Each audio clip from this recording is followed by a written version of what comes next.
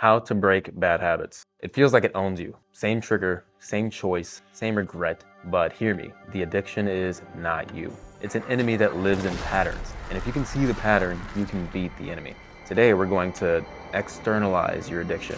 Turn it into a named enemy so that you can spot its tactics and counter them. And by the end, you'll have a one-page plan. Name the enemy, map your triggers, and install defenses that activate the moment that it shows up. And 2 truths before we start. 1, you are not your addiction. We fight the pattern, not the person. This is harm reduction plus skill building. And if you're dealing with alcohol, benzos, opioids, things like that, don't quit abruptly. Talk to a clinician. Professional help is strength, not failure. So step 1, name the enemy. Externalizing reduces shame and increases control. Give it a name, give it a voice, and a playbook. Name it the Night Scroller. For me, I have one that's called the Succubus, or you can do the After Work Pour for alcohol. But a question that you should ask yourself is, what does it whisper to you that isn't true? Things like, you've earned this, or just 5 minutes knowing that it's going to lead to an hour, or this will fix the feeling of emptiness. What does it cost? Sleep, money, self-trust, relationships, time, a better future? When does it attack? Specific times, places, feelings, people. Then write one sentence that helps you put it all together so that the enemy becomes more real. An example, when the succubus shows up promising connection, the cost is my energy and real connection to others. I see you. Step 1 is important, but step 2 is where we actually start to understand our vice more. Step 2, recon. Map the triggers. Because addictions ride on cues. So for a week, map your urges. Your job is to notice, not judge. And they could be external, like routes past a bar, or maybe payday, going to sleep at 11:30, sitting on the couch with the TV remote, certain websites. They could be internal. The big acronym is HALT, which are you hungry, angry, lonely, or tired? And we can add, are we stressed, bored, or in pain to those internal triggers. Sensory triggers, the smell of a drink, the glow of a notification, a certain playlist, low lighting, and the most powerful cue, stories, such as I deserved that, or it's too late now, or tomorrow I'll be good. This step is difficult because it requires a certain level of self-awareness, but it's the most impactful in defeating the enemy. The best way to do this step is to use a 60-second log after you notice the urges. Write down the time it happened, the trigger type as we just went through, the thought pattern that was going on, the feeling of intensity through a scale of 1 to 10, what you actually did, and the consequence of that action. The purpose of this is to help notice the chinks in the armor. Like, what are the hot zones, the times of day with the most urges? What are the weak windows where the urge is the strongest? Is it first 10 minutes after work, late nights, after arguments? And who are the antagonists? Like, who are the people who hurt you and your chances of winning this battle? And who are the allies? Like, people that are looking out for you and be like, no, I know that you're trying to stop XYZ. Now, I know this step is a lot of work, but it's the most important and creates the most results. Because if we can't see the attack coming, we will inevitably fall to it. We then move to step 3, the counter plan. We don't wait for willpower, we script the next move. Your plan is a set of if-then defenses that auto-engage when the enemy appears. Defense 1, the 90-second shield. Label out loud, enemy spotted, and then the name of the enemy. Breathe 4-4-8, which is inhale 4, hold 4, exhale 8 seconds. Repeat twice. Posture reset. Feet grounded, shoulders back, eyes on a real point in the room, something physical that you can actually see. This buys you space. The urge is the loudest at the start. Defense 2, urge surfing. This tactic I got from Healthy Gamer. Great stuff over there if you haven't heard of him, but it goes like this. Set a timer for 10 minutes. Your goal isn't to white knuckle, it's to watch the urge like a wave, the rise, peak, and fall. Because most urges crest within 5 to 15 minutes if you don't feed them. It's that simple in concept, but the waves are sometimes super strong. But again, the research shows that after 15 minutes max, the urge significantly is reduced. Defense 3, replacement menu. Match function to function. We switch out the bad habit for a habit that scratches the itch the bad one does. If the urge is about relief, hot shower, paced breathing, progressive muscle relaxation, warm tea, safe self-soothing. If it's about stimulation, brisk 7-minute walk, 30 body weight reps, cold water splash on the face, 2-minute dance to a favorite track, something that gets the body moving. If it's about connection, Text or call a safe person. Step out into a public space or attend a support room.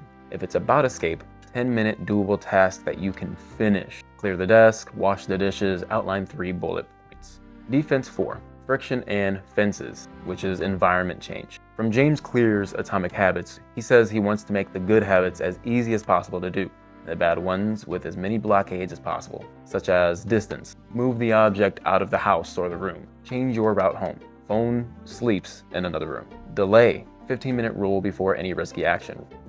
Writing, urge surfing. No one-click purchases. Uninstall or block access during hot zones. Or replace visible alternatives like non-alcoholic beverages, gum, fidget toys, nicotine replacement if, the clinician says so. Defense 5, ally ping. Choose a real-life ally to help you on this path and come up with a pre-agreed code phrase. Succubus now.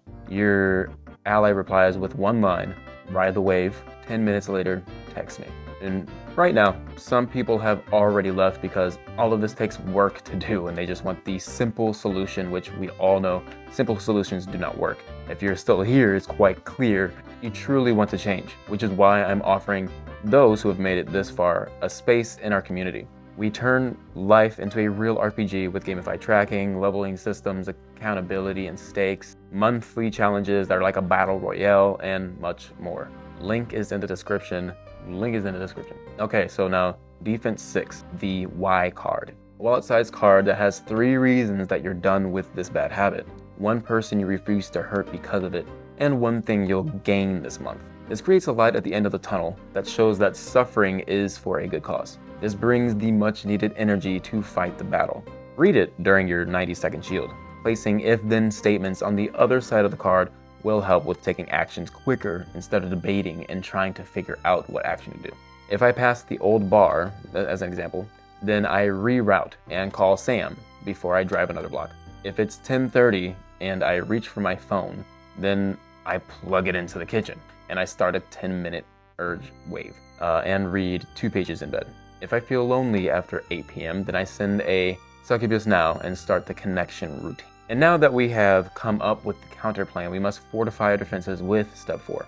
We mentioned this a bit in the counter plan, but we really focus on it here in step 4, because the harder it is to do the vice, the easier it is to do the alternate good habit. So remove alcohol from the house, the dealer contacts, the safe payment methods, the late night delivery apps, and add visible replacements like cut fruit, water at the ready, non-alcoholic beverages, soothing playlists, and a sleep kit, a pre-night ritual. Tech, app website blockers, and hot zones. Grayscale at night.